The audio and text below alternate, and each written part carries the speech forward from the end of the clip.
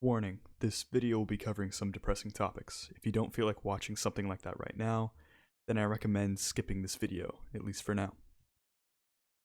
It's no secret that art is filled with people with mental health issues. Trying to portray the struggles of the world in a piece should put feelings of dread into a viewer.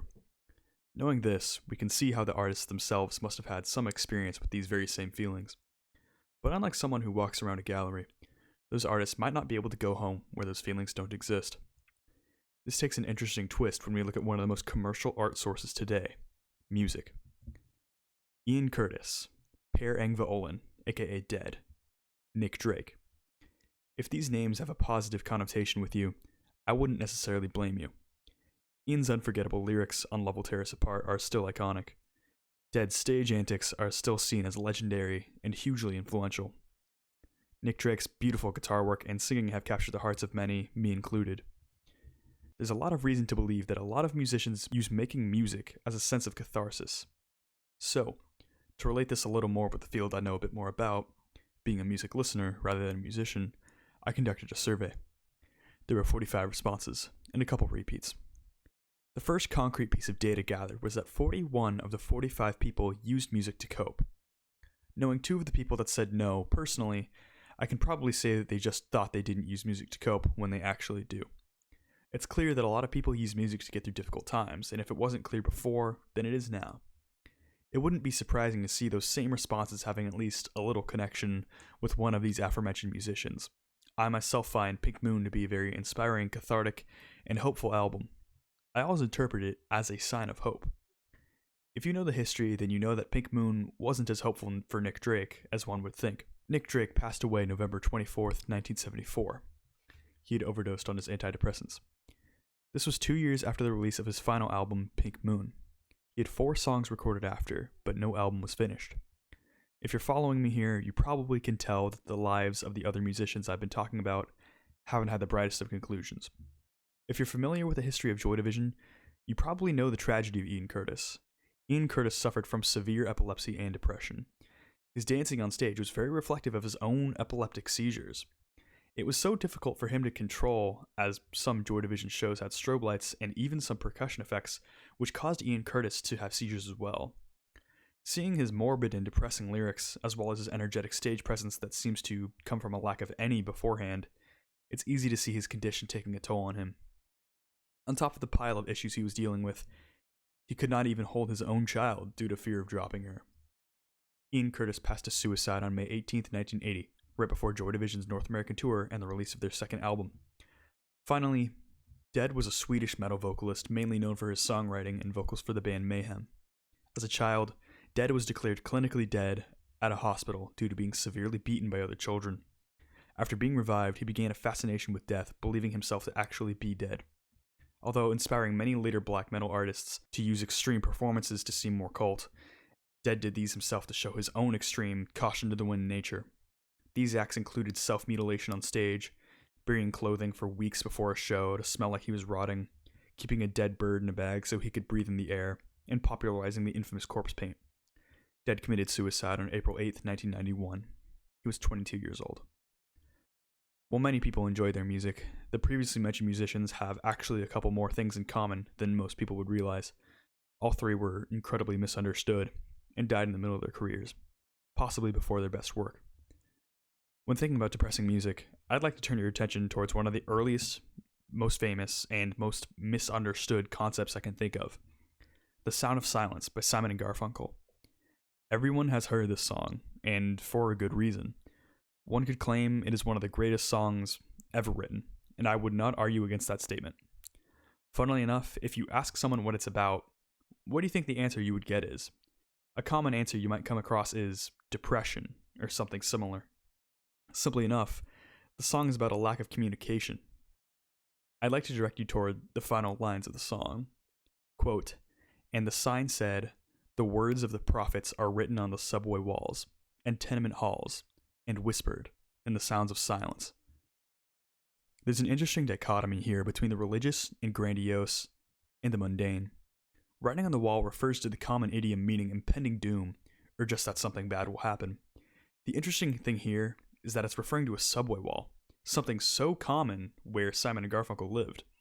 There's writing on a wall, and then there's writing that is right in front of you, but you somehow miss it. Whether you find the song sad, cathartic and sad, hopeful, or eerily prophetic, its stance in music is important. In fact, its meaning about music is important.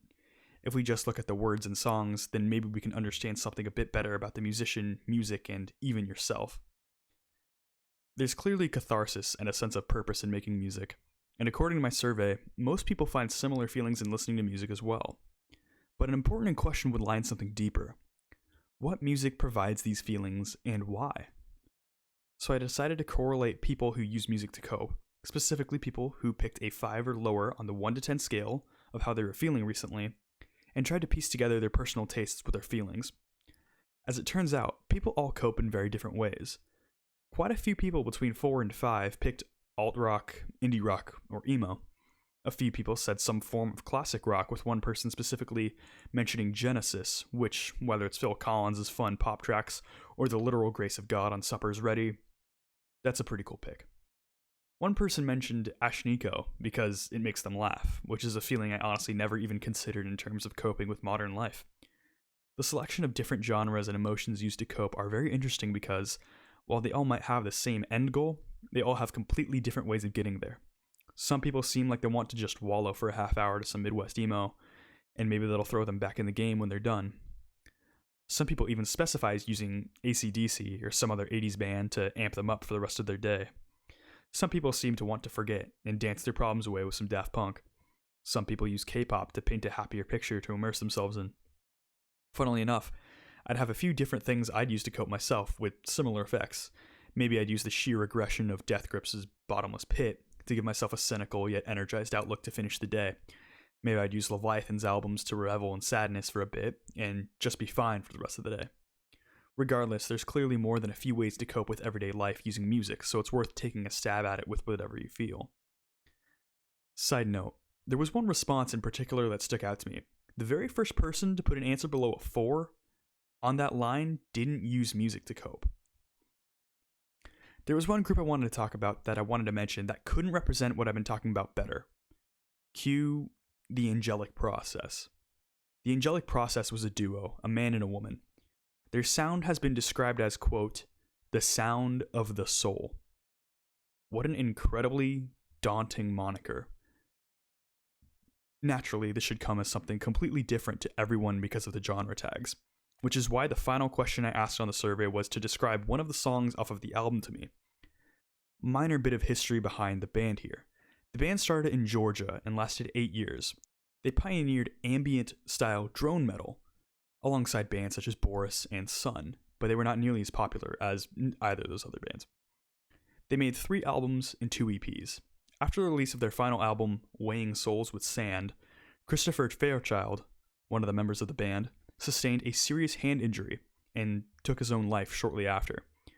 In terms of the music, many were turned away by the noisy qualities of the track in the survey.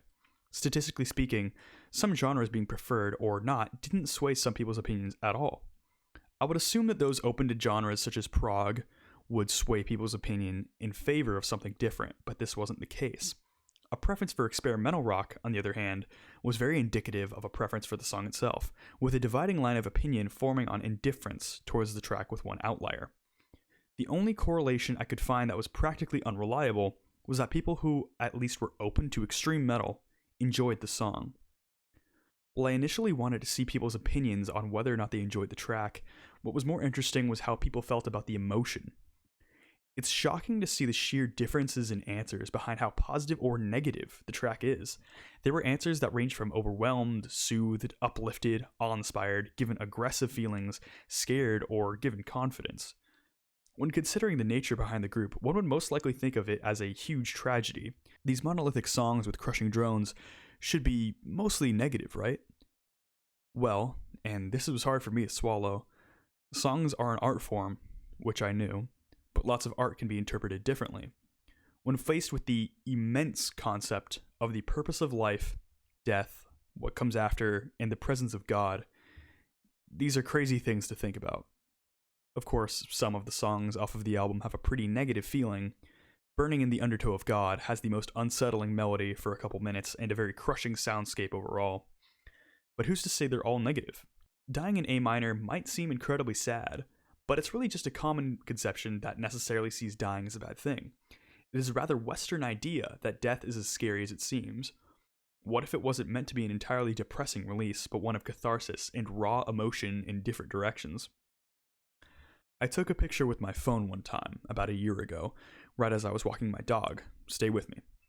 It was during golden hour, so it was very harsh and bright. It was simultaneously very beautiful, but also blinding.